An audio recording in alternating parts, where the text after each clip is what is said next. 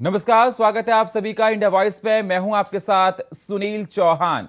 Bulletin की शुरुआत करते हैं बड़ी खबर के साथ। पटना में विपक्षी एकता की बैठक खत्म हो चुकी है। सभी नेताओं ने बैठक में रखी अपनी अपनी बात।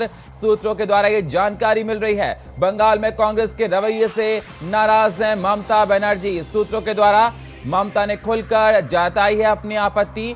बता रहे हमारे सूत्र, सीएम केजरीवाल ने अध्यादेश पर सबका समर्थन मांगा है। अध्यादेश पर अरविंद केजरीवाल ने समर्थन मांगा।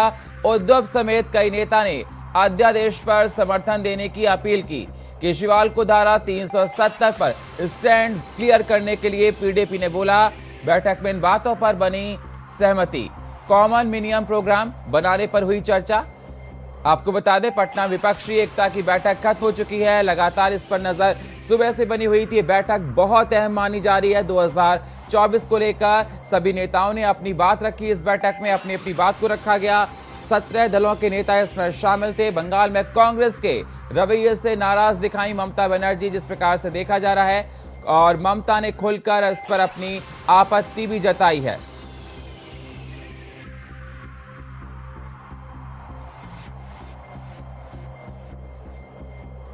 तो ये पॉइंटर्स हम आपको दिखा रहे हैं। कॉमन मिनिमम प्रोग्राम बनाने पर चर्चा हुई। सभी दल 2024 में बीजेपी रोकने के लिए एक मत हुए। विपक्षी गठबंधन में किसी को संयोजक बनाने की आवश्यकता जताई गई। कांग्रेस और आम आदमी पार्टी के झगड़े को सुलझाने के लिए शरद और उद्धव आगे आए हैं। कहा एक साथ आना होगा, दूर करने होंगे आपसी मतभेद। सभी ने एक सुर से बड़ा दिल रखने की बात कही है। साथ ही साथ आपस में लड़ने से बीजेपी को फायदा होने को लेकर सहमत दिखे तमाम नेता। कॉमन मिनिमम प्रोग्राम बनाने पर चर्चा हुई और सभी दल 2024 में बीजेपी को रोकने के लिए एकमत हुए हैं। विपक्षी गठबंधन में किसी को संयोजक बनाने की आवश्यकता जताई गई। कांग्रेस और आम आदमी पार्टी के झगड़े को सुलझाने के लिए शरद और उद्धव आगे आए। कहा एक साथ आना होगा, दूर करने होंगे आपसी मतभेद। तो आपको बता दी बैठक हुई और इस बैठक में बहुत सी बातें निकल कर आ रही हैं। सूत्रों के द्वारा मिली जानकारी के द्वारा ये बताया जा रहा है कि ममता कांग्रेस के रवैये से नाराज दिखाई बंगाल में। और साथ ही साथ आपको बता दें, और इस खबर पर हमारे साथ हमारे सहयोगी दिनकर आनंद हमारे साथ न्यूज रूम से लाइव जुड़ चुके हैं। दिनकर, विपक्षी दलों की बैठक खत्म हो चुकी है। 17 विपक्षी दल थे। सुबह से निगाहें हमारी इस पर टिकी हुई थी। पल पल अपडेट हम लोग इसको अपने दर्शकों को दे रहे थे। क्या कुछ अहम जानकारी निकलकर दिनकर आ रही है? बताया जा रहा है कि ममता बनर्जी कांग्रेस से नाराज दिखाई दी बंगाल के रवैये को लेकर। और भी देखा जा रहा है कि और भी पार्टी, चाहे वो आम आदमी पार्टी की बात हो, वो कांग्रेस में अध्यादेश को लेकर भी एक दूसरे के स्वर सेम नहीं दिखाई दे रहे हैं। तो क्या अहम जानकारी, मीटिंग खत्म हो गई है? और सुनील, बता दें दर्शकों को कि बैठक खत्म हो चुकी है और बैठक के बाद कई फैसले सामने आए हैं। मसलन कि एक और बैठक अभी की जाएगी जो कि शिमला में होगी, जिसमें संयोजक का नाम चुना जाएगा। उम्मीद है कि संयोजक के रूप में नीतीश कुमार का नाम आगे किया जा सकता है। वहीं बता दें कि इस बैठक में जहां अरविंद केजरीवाल के दिल्ली के अध्यादेश की जो मांग उनकी थी, उसको प्रमुखता से जगह दी गई। इसको लेकर उद्धव ठाकरे समेत कई बड़े नेता उन्हें समर्थन देने की अपील की। कांग्रेस से भी कहा गया कि आप भी इसको समर्थन दें। वहीं अरविंद केजरीवाल को साथ ही एक हिदायत भी दी गई है। जब जो 2019 में 370 का जो मामला था, जिस पर अरविंद केजरीवाल ने अपना रुख स्पष्ट नहीं किया था, उसको लेकर लगातार जम्मू कश्मीर से महबूबा मुफ्ती जो आई थी, उन्होंने निशाना साधा और कहा कि आम आदमी पार्टी और अरविंद केजरीवाल को अपना स्टैंड क्लियर करना होगा कि अगर हम एक साथ हैं तो आप 370 को लेकर क्या सोचते हैं, कि क्या रुख होगा आपका। वहीं आपको बता दें कि कॉमन मिनिमम प्रोग्राम बनाने को लेकर शरद पवार को जिम्मेदारी दी गई है, ताकि सारे पार्टियों का जो एक कॉमन मिनिमम एजेंडा हो, उसको लेकर शरद पवार एक पूरा एक रोड मैप तैयार करे कि किस तरीके से 24 में आगे जाकर विपक्ष नरेंद्र मोदी को टैकल कर सके, क्योंकि सेम एजेंडे के तहत ही सभी को चलना है और आगे बढ़ना है। जहां तक बार बार बीजेपी की तरफ से लगातार कटाक्ष किया जा रहा है नीतीश कुमार को लेकर, बैठक को लेकर, तो आपको बता दें कि सीट फॉर्मूले को लेकर अभी तक कोई चर्चा नहीं की गई है कि कौन सी पार्टी किस स्टेट में कितनी सीटों पर लड़ेगी। लेकिन यह बहुत ही अनुकूल माहौल में यह बैठक हुई। बैठक का निर्णय यही निकला है कि सभी दल एक दूसरे के सहयोग करने को रेडी हैं। अभी कुछ देर में शायद साझा एक प्रेस कॉन्फ्रेंस देखने को मिल सकती है। एक पूरी तस्वीर निकलकर सामने आ सकती है, जिसमें तमाम बड़े नेता एक साथ दिख सकते हैं। सुनील, बिल्कुल दिन का जिस प्रकार से देखा जाए ये बैठक बहुत महत्वपूर्ण मानी जा रही थी 2024 के लोकसभा चुनाव को लेकर। विपक्षी दल 17 विपक्षी दलों का इसमें जाना कहीं ना कहीं बीजेपी के लिए एक मुसीबत बन सकता है 2024 में। लेकिन मैं आपसे जानना चाहूंगा जिस प्रकार से देखा गया कि जिसमें हर विचार लोगों के सामने, मतलब सूत्रों के द्वारा ये जानकारी आ रही है कि विचार लोगों के ठीक से नहीं मिलते दिखाई दिए। आपको बता दें कि हर एक दल की अलग अलग शिकायत है। जिस तरीके से ममता बनर्जी ने कांग्रेस को लेकर कहा कि कांग्रेस ने पश्चिम बंगाल में जो रवैया अपनाया है, जिस तरीके से टीएमसी के खिलाफ भी वो प्रदर्शन करते नजर आती है आए दिन, अधीर रंजन चौधरी लगातार ममता बनर्जी पे हमलावर रहते हैं, उसको लेकर उन्होंने नाराजगी व्यक्त की। अरविंद केजरीवाल के अपने मसले थे, अध्यादेश को लेकर वो लगातार कांग्रेस को लेकर सवाल खड़े कर रहे थे। बैठक से बिल्कुल पहले भी दिनकर, मैं आपके पास आऊंगा। हमारे साथ मुन्ना खान प्रवक्ता कांग्रेस के हमारे साथ जुड़ चुके हैं। हमारे साथ दीपक सोनकर प्रवक्ता भारतीय जनता पार्टी के हमारे साथ जुड़ चुके हैं। दीपक जी, सबसे पहले मैं आपके पास आना चाहूंगा। जिस प्रकार से आज देखा गया पटना में महागठबंधन की एक बैठक हुई जिसमें विपक्षी एकता के स्वर एक दिखाई दे रहे हैं, कितना बड़ा संकट आपके लिए दिखाई दे रहा है दीपक जी? देखिए सुनील जी, जिस तरीके से भारतीय जनता पार्टी अपने कार्य को प्रदर्शित करती है और जो विपक्ष की एकता की बात आपने कही और जो पटना में आज बैठक हुई है, विपक्ष की एकता तो हमने 2014 के गठबंधन में भी देखी थी, जहां उत्तर प्रदेश के अंदर जो युवा वर्ग मैदान में आए थे और क्या परिणाम उत्तर प्रदेश की जनता ने और देश की जनता ने उनको दिया, ये हमने देखा। 2019 का भी गठबंधन हमने देखा था कि जब युवा भतीजे सड़कों पर उतरे थे जनता के बीच में, तब भी हमने गठबंधन देखा। और हमारा गठबंधन तो देश की जनता से और प्रदेश की जनता से और गरीब कल्याण की योजना उस तक पहुंचे, हमारा गठबंधन तो उससे है। उत्तर प्रदेश के अंदर, देश के अंदर इस तरीके से 2014 से अंतिम पायदान पर खड़े हुए व्यक्ति को भी सशक्त करना, गरीब कल्याण की योजना उनको तक पहुंचाना और जो विकास की यात्रा 2014 से लगातार चल रही है, उसका भरोसा और विश्वास, देश की जनता का भरोसा और आशीर्वाद देश के प्रधानमंत्री नरेंद्र मोदी जी के साथ है।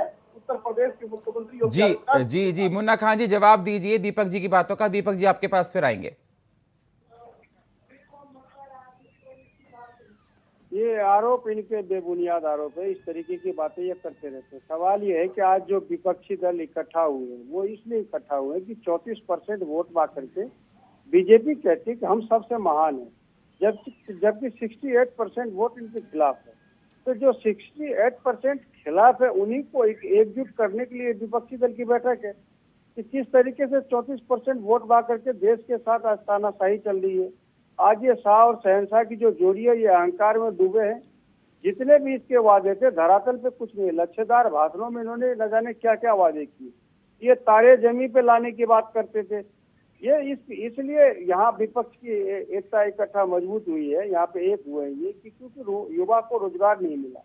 किसान की बात करते थे, लच्छेदार भाषणों में कहते थे कि मित्रों 2022 तक हम किसान की आय दुगुनी करेंगे। आज किसान की आय 1.5% घटी है। आजाद भारत में आज इतिहास में पहली बार 45 करोड़ युवा बेरोजगार है। ये बहुत बड़े ही शर्म की बात है। उसके बाद ये विश्व गुरु बनने की बात करते हैं। 80 करोड़ जनता 5 किलो राशन पे निर्भर है। ये 5 ट्रिलियन इकोनॉमी की बात करते थे। ये हवाई चप्पल पहनने वाले के हवाई जहाज पे बैठने की बात करते थे। ये 2 करोड़ नौकरियां साल की देने की बात करते थे। स्मार्ट सिटी बनाने की इनकी बात थी, 100 स्मार्ट सिटी बनाएंगे ये। तो 2022 तक कोई भी गरीब हिंदुस्तान में नहीं बचेगा। ये कोई विपक्षी दल कांग्रेस पार्टी के नारे नहीं थे, खुद भारतीय जनता पार्टी के महामहिम हमारे चचा नरेंद्र मोदी जी ने कहा था। तो इन वादों का क्या हुआ? तो सवाल इतने झूठ परोसे गए पूरे हिंदुस्तान में। ठीक है मुन्ना जी। जनता त्राही कर रही है विकास के लिए, लेकिन इनके विकास मिस्टर इंडिया है, इनको दिख रहे, बाकी जनता को नहीं। मुन्ना जी मैं जवाब लेता हूं दीपक जी से। दीपक जी आपने सुना मुन्ना जी को? जनता त्राही कर रही है, बुरा हाल हो रखा है, विकास बिल्कुल नहीं हुआ। मुन्ना जी का कहना है।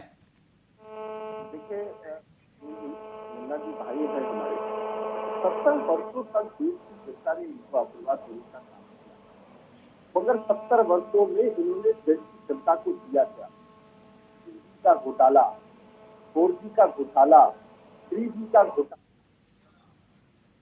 घोटाला, ये लगातार जो देश की जनता को घोटाले से जोड़ने का काम जो कांग्रेस पार्टी ने किया 70 वर्षों तक, मगर मैं आप मुन्ना जी से ये पूछना चाहता हूँ, हमने जो कहा वो करके दिखाया। हमने कहा कश्मीर के अंदर भी बदलाव होगा, धारा 370 हटेगी, धारा 370 हटाई गई। हमने कहा प्रभु राम का भव्य मंदिर बनेगा, भव्य मंदिर अयोध्या में बन रहा है। जो भारतीय जनता पार्टी ने कहा 3 तलाक जैसे ऐसे बड़े विधान को मुस्लिम बहनों को एक अपनी करने का काम किया, वो देश के अंदर उदाहरण देने का काम देश के प्रधानमंत्री नरेंद्र मोदी जी ने किया। किसानों की बात करते हैं, किसान भाइयों की चिंता कितनी इनको थी, तो कितना भुगतान छोड़ करके गए थे, उसका भुगतान देने का काम सरकार ने किया। और किसान निधि के माध्यम से, कैसे सम्मान निधि के माध्यम से किसानों को भी सम्मान देने का काम देश के प्रधानमंत्री नरेंद्र मोदी जी ने किया। कैसे उन गरीबों के जिनके छतों पर, जिनके सर पर आवास छत नहीं है, उनको आवास देकर के उनके सर पर छत देने का कार्य किया। जिन परिवारों में भोजन बनाने के लिए गैस नहीं है, चूल्हे का प्रयोग कर रहे हैं, उनको उज्ज्वला गैस कनेक्शन के माध्यम से उनके घर में, रसोई घर में गैस जलाने का कार्य किया। ऐसे बहुत सारे स्वास्थ्य के विषय में लोग पैसा ना होने के कारण भी अपना इलाज नहीं करा पाते थे। आज आयुष्मान कार्ड के माध्यम से लोग 5 लाख से अधिक का इलाज साल भर में करा पाते हैं। गरीब परिवार के लोग, मैंने खुद प्रैक्टिकल देखा है उत्तर प्रदेश के अंदर, देश के अंदर, कैसे गरीब लोग अपने पैसे के कारण अपना इलाज कराने में सक्षम रहते थे। बड़ी बड़ी बीमारियों से ग्रसित होने के बावजूद अपना इलाज नहीं करा पाते थे, और आज वो आयुष्मान कार्ड के माध्यम से अपना इलाज सुनिश्चित कराते हैं।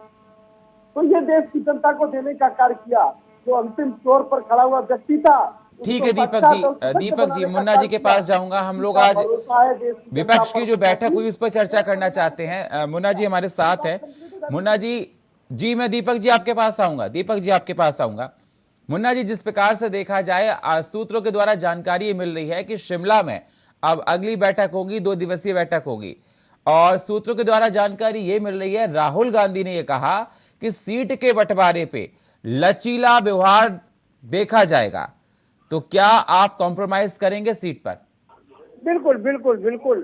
सवाल ये है कि जहां कांग्रेस हर जगह मजबूत नहीं है, ये कटु सत्य है और ये सच्चाई है। कांग्रेस हर जगह मजबूत नहीं है। सवाल ये है कि जिस क्षेत्र में, जिस राज्य में जो पार्टियां, क्षेत्रीय पार्टी मजबूत है, उससे बैठक करके लचीलापन यही कहा गया, क्योंकि हम उसे ज्यादा सीट देने का काम करेंगे ताकि ज्यादा से ज्यादा सीट हमें लोकसभा चुनाव में हासिल करना है। किस स्टेट में सर? किस स्टेट में सर? और सहनता के घमंड को 2024 में तोड़ना है। इस तरीके से देश, अभी उन्होंने कहा कि इनके शासनकाल में 2G घोटाला हुआ, जीजाजी घोटाला हुआ, तो मैं इनको कहना चाहता हूँ, अनगढ़ आरोप थे। CAG के रिपोर्ट के आधार पे मनमोहन सिंह के सरकार ने इस्तीफा लेने का काम किया ए राजा से, लेकिन जैसे ही इसकी सरकार आई 2014 में, ए राजा को जेल से छोड़ दिया गया। तो आप बताइए, ए राजा इनके जीजाजी थे या कांग्रेस के जीजाजी थे? फिर इन्होंने क्यों छोड़ा? अगर आरोप उन पे थे, कांग्रेस पार्टी ने उसे जेल भेजने का काम किया, उसी को इन्होंने छोड़ने का काम किया। ये साफ दर्शाता कि किस तरीके से लांछन लगा करके सरकार को बदनाम करने की साजिश जो चल रही थी, पूरे जोरों शोर से सभी संस्थाएं मिल करके जो कांग्रेस पार्टी के साथ जिस तरीके से अभद्र भाषा का इस्तेमाल किया, आरोप लगे और सरकार गिराने का जो काम किया, वो देश की जनता देख रही है। तो इसी सवाल के जवाब को जनता 2024 में पूरा करेगी और कांग्रेस पार्टी को फुल बहुमत से, कांग्रेस पार्टी के गठबंधन को फुल बहुमत से सरकार बनाने का देश की जनता काम करेगी। क्योंकि जनता देख रही कि जो विकास का मादा कांग्रेस पार्टी में था वो कतई नहीं था। अभी हमारे मित्र बहुत लच्छेदार भाषणों में विकास की गिनती करवा रहे थे, तो इन्होंने अभी जनधन योजना की बात की, इन्होंने अभी वो गैस सिलेंडर जो वितरण हुए उनकी बात की। तो जो जिन महिलाओं को सिलेंडर दिए गए प्रधानमंत्री योजना के तहत, उन्होंने दोबारा रिफिल नहीं करवाया। क्यों? क्योंकि आपने उसकी पहले जान ले ली। 1100 रुपए के सिलेंडर है, किसी ने नहीं बढ़वाया। तो 330 रुपए के सिलेंडर पे नाचने वाले, गाने वाले लोग आज 1100 के सिलेंडर पर खामोश है। ये देश की जनता दिख रही है। जिसे पेट्रोल महंगे लग रहे थे 60 रुपए, मुन्ना जी अभी जो फ्रेश अपडेट आ रही है, जिस प्रकार से जो बैठक हुई, अधीर रंजन ने कहा कि टीएमसी चोरों की पार्टी है ममता बनर्जी को लेकर। ममता बनर्जी की जी हजूरी पर कांग्रेस ने बंगाल में काम नहीं किया। अब ये बताइए आप, ये कैसी बैठक हो रही है? अभी आप लोग आपस में लड़ रहे हो, कैसे आप मोदी को रोकेगे आप? मोदी को रोकने का सवाल नहीं, मोदी का रथ रुक चुका है। अरे भाई, इस तरीके अगर रुक से चुका है तो RSS मीटिंग क्यों की प्रमुख- सर आपने? मुझे समझ में ही नहीं आता। विपक्षी एकता आप एक कर रहे हो, आप कह रहे रुक गए। अगर रुका होता तो आप लोग काम ऐसा क्यों करते, एकजुट क्यों होते? वो लोग शामिल हुए जो एक दूसरे को देखना पसंद नहीं करते थे। बता दें, जवाब दे दूं? जी दीजिए सर।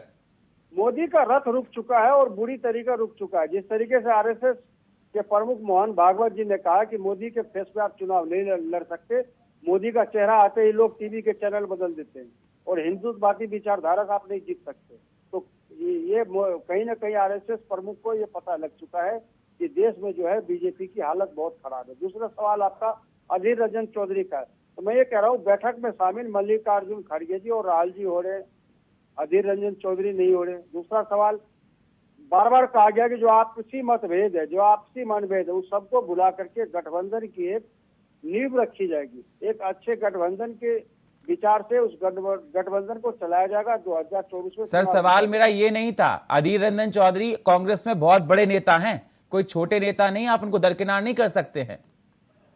दीपक जी जवाब दीजिए।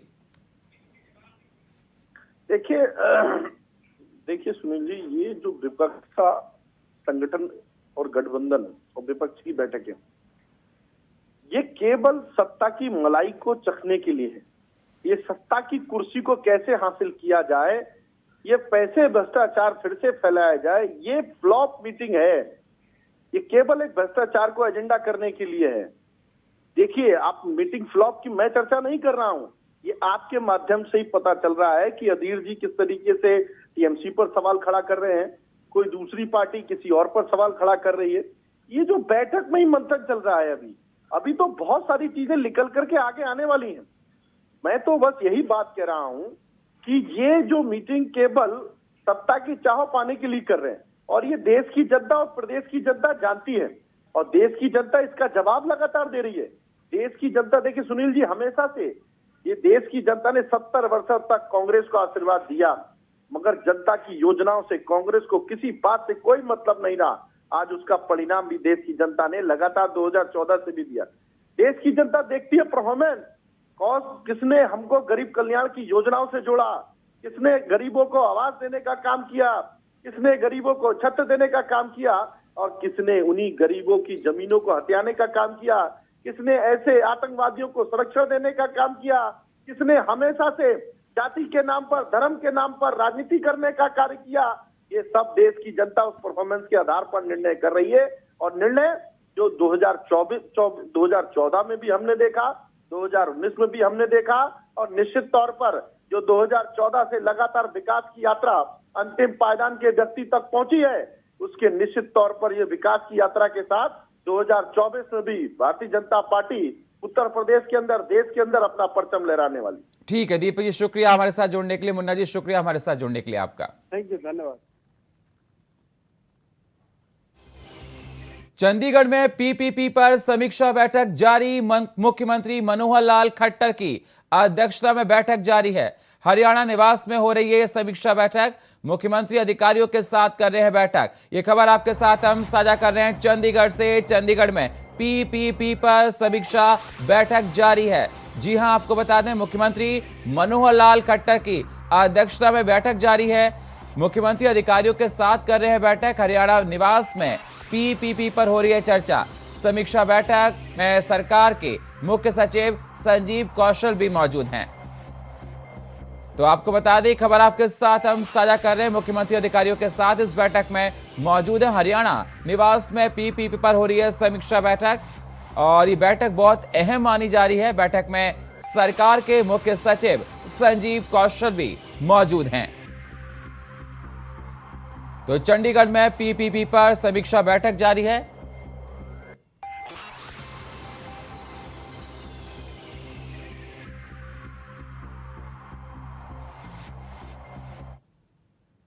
रादौर से कांग्रेस के दिग्गज विधायक विशन लाल सैनी ने कई मुद्दों को लेकर प्रतिक्रिया दी है। उन्होंने अंबाला उपचुनाव को लेकर बीजेपी को चैलेंज किया और बीजेपी की हार की भविष्यवाणी भी की। आपको बता दें, अंबाला में रतन लाल कटारिया के निधन के बाद अब उपचुनाव की सुगबुगाहट तेज हो गई है। कांग्रेस ने अंबाला सीट पर उपचुनाव कराने के लिए बयानबाजी तेज कर दी। रादौर से कांग्रेस विधायक विशल लाल सैनी ने बीजेपी पर करारा हमला बोलते हुए कहा कि बीजेपी किसी भी सूरत में अंबाला में उपचुनाव नहीं कराएगी। उसकी सबसे बड़ी वजह उनका डर है। विशल लाल सैनी ने कहा कि उन्हें डर है कि वो हार जाएंगे और आने वाले सभी लोकसभा सीटों पर कांग्रेस का कब्जा हो जाएगा। हरियाणा भी उनके हाथ से निकल जाएगा।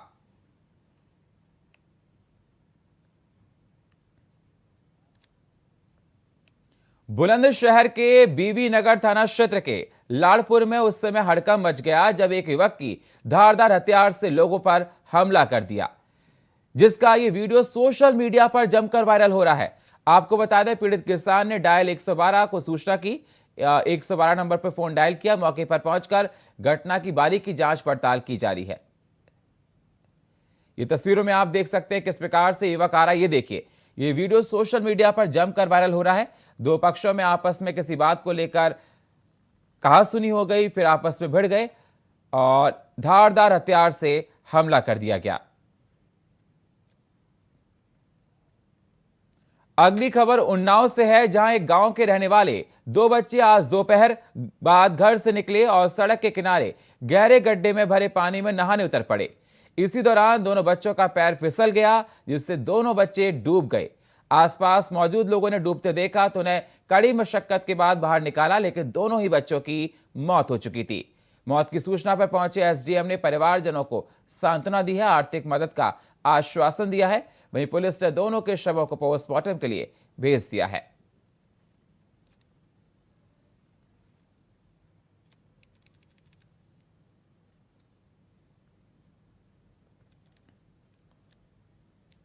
रोहतक के छोटूराम चौक पर वीरवार देर रात महिला का पर्स छीनकर भाग रहे बाइक सवार दो युवकों को भीड़ ने दबोच लिया। पहले तो जमकर उनकी धुनाई की गई, इसके बाद पुलिस के हवाले कर दिया। इस दौरान तीसरा युवक भागने में कामयाब रहा।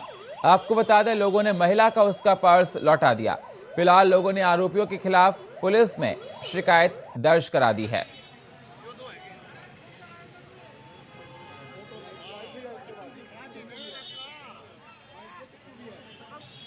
तो आपको बता दें, लगातार इस पर नजर है। महिला का चेन छीनकर भाग रहा था ये बदमाश। पुलिस ने रोहतक में इसको पकड़ लिया है और इससे पूछताछ की जा रही है। लोगों ने बदमाशों को पकड़कर जमकर पीटा।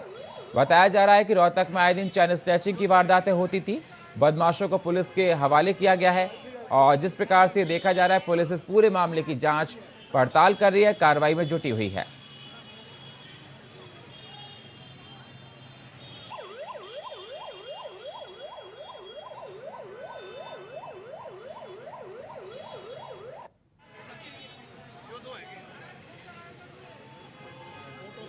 तो बदमाशों को पुलिस ने पकड़ लिया है। पुलिस इस पूरे मामले की जांच कर रही है। पुलिस कार्रवाई में जुटी हुई है। बताया जा रहा है कि ये चेन लूट कर भाग रहा था और मौका रहते ही आसपास के लोगों ने इसको पकड़ लिया और पुलिस के हवाले कर दिया। पुलिस जिप्सी में बैठाकर इसको ले गई है। इससे पूछताछ की जा रही है कि पुरानी इसने कौन कौन सी घटनाओं को अंजाम दिया है, कि इसका रिकॉर्ड क्या है।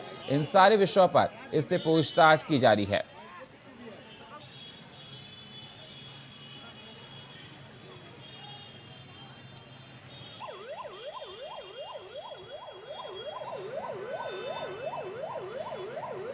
तो रोहतक में महिला का चैन छीनकर भाग रहा था ये बदमाश। लोगों ने बदमाशों को पकड़ लिया और जमकर पीटा, बाद में पुलिस के हवाले कर दिया। पुलिस ने बदमाश को अपने गिरफ्त में ले लिया है और आगे की जांच में जुट गई है।